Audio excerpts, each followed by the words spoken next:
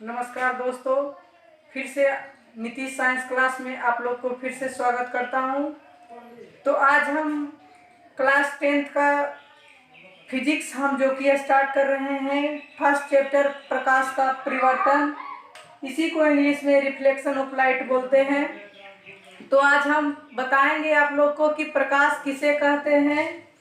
तो प्रकाश किसे कहते हैं, ठीक ना। कहता है कि प्रकाश ऊर्जा का रूप भी है। प्रकाश की सहायता से हम किसी वस्तु को देखते हैं, देखने की चेष्टा करता है। मतलब कि प्रकाश की सहायता से हम किसी वस्तु को देखते हैं। प्रकाश नहीं रहने पर हम किसी वस्तु को नहीं देख पाएंगे। ये लोग आप लोग जानते होंगे ये बात को खुद ही। अब ये तो पता करना है कि प्रकाश के सहायता से हम किसी वस्तु को देखते हैं कैसे।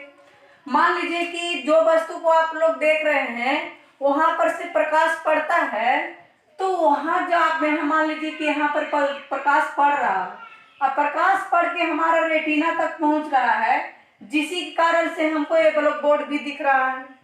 तो कहता है प्रकाश वह भौतिक कारक है जो किसी वस्तु को देखने के लिए अनुभूति प्रदान करता है, ठीक ना। अब हम क्वेश्चन 2 पे बात करते हैं कि प्रकाश कैसा तरंग का उदाहरण है। प्रकाश कैसा रेखा में गमन करती है, कैसी रेखा में गमन करती है। तो प्रकाश जो हमारा होता है सीधी रेखा में गमन करती है।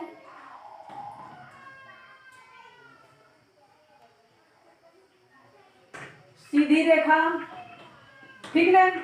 आप लोग ये पहचानिए कि सीधी रेखा तो कह देते हैं कि सीधी रेखा में प्रकाश गमन करती है, लेकिन कैसे गमन करती है सीधी रेखा में। तो आप लोग को कभी अपने घर में देखे होंगे छिद्र जो होता है, उस छिद्र से देखिएगा तो प्रकाश जो होगा इस तरह से गोला की तरह घूमते घूमते सीधी लाइन में आपके घर तक पहुंच रही होगी, ठीक ना। जिस आपका घर में जहां भी छिद्र होगा वहां से देखिएगा कि आपका प्रकाश इस तरह से सीधी रेखा में आपको देखने को मिलेगा, ठीक है। तो अब हम बात करते हैं कि प्रकाश का वेग कितना होता है। तो आप लोग को लिखा देते हैं कि प्रकाश का वेग 3 गुना 10⁸ मीटर पर सेकेंड होता है, ठीक ना। जो हमारा वैक्यूम में होता है प्रकाश का वेग 3 गुना 10⁸ मीटर पर सेकेंड, जो हवा में निर्वात में, इसी को बोलते हैं निर्वात में। मैट्रिक क्वेश्चन में बहुत बार पूछा जाता है कि निर्वात में प्रकाश का चाल कितना है। तो निर्वात में या वैक्यूम में 3 गुना 10⁸ मीटर पर सेकेंड होता है। अब कहता है कि आपका 4 क्वेश्चन कि प्रकाश कैसा तरंग का उदाहरण है। तो प्रकाश आप लोग को ये क्वेश्चन बहुत बार मैट्रिक में देखने को मिला है। यहाँ तक कि इंटर में भी कभी कभी पूछ भी लेता है, लेकिन मैट्रिक में तो इतना बार पूछा गया है कि आपको कहना मुश्किल है। आप देख लीजिएगा क्वेश्चन बैक उठा के, आपको खुद ही पता चल जाएगा। तो प्रकाश जो हमारा होता है कैसा तरंग का उदाहरण है, तो इसका कहना है कि इलेक्ट्रिक मैग्नेटिक फील्ड का उदाहरण है। प्रकाश विद्युतीय चुंबकीय तरंग का उदाहरण है। तो आप लोग ये समझिए कि विद्युत चुंबकीय तरंग का उदाहरण है। आप लोग कैसे पता कर सकते हैं, जब किसी बल्ब को आप जलाते होंगे तो देखिएगा कि वहां पर मैग्नेटिक फील्ड उत्पन्न होता है, ठीक ना, चुंबक उत्पन्न होता है, ठीक ना। जब लाइट को प्रकाश, मान लीजिए कि एक बॉल जोड़ रहे हैं, ठीक ना।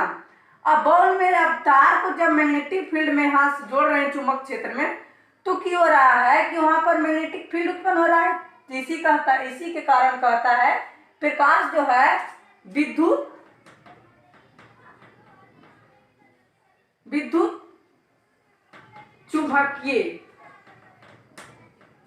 चुंबकीय तरंग का उदाहरण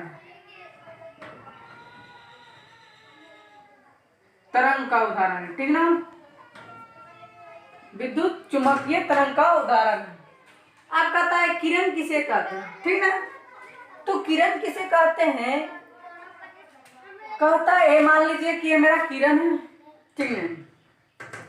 कहता है किरणें के गमन पथ की दिशा, ये देखिए मेरा डायरेक्शन है। मान लीजिए ये किरण है ना, किरण के गमन पथ मेरा पथ है, ठीक ना। और इसका डायरेक्शन दिशा को ही हम किरण कहते हैं। समझे आप लोग? फिर से समझ लीजिए कि ये मेरा गमन पथ है, ठीक ना? ये मेरा किरण जा रहा है तो गमन पथ पर चल रहा है, ये किसी भी डायरेक्शन में जा रहा है। अब इधर से जा रहा है तो डायरेक्शन में नहीं जा रहा है ना, तो इसी को कहते हैं कि प्रकाश के गमन पथ। ये प्रकाश है, मान लीजिए मेरा प्रकाश है, ठीक है, इधर से प्रकाश जा रहा है उधर, प्रकाश के गमन पथ यही पथ है इसका, ठीक है। ये जो चल रहा है प्रकाश के गमन पथ की दिशा, यही तो डायरेक्शन में चल रहा है ना, को ही हम किरण कहते हैं, ठीक ना? आप लोग को समझ में आ ही गया होगा। तो ठीक है, किरण पुंज कितने प्रकार के होते हैं तो आप लोग को हम इस वीडियो में बता देते हैं कि किरण पुंज कितने प्रकार के होते हैं, और अगले वीडियो में आप लोग को हम इस पर लिखा देते हैं कि किरण पुंज 3 प्रकार के होते हैं। पहला होता है समांतर किरण पुंज,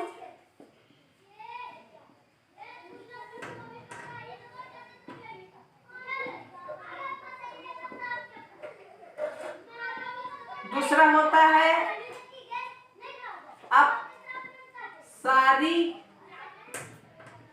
किरण पुंज,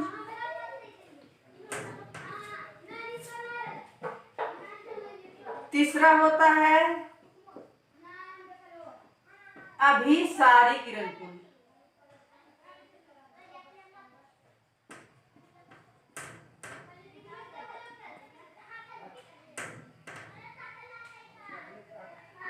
ठीक है, आप लोग को हम बताएंगे अगले वीडियो में कि समांतर किरण पुंज किसे कहते हैं, और इसका डिफिनीशन भी बताएंगे, अभिसारी किरण पुंज किसे कहते हैं।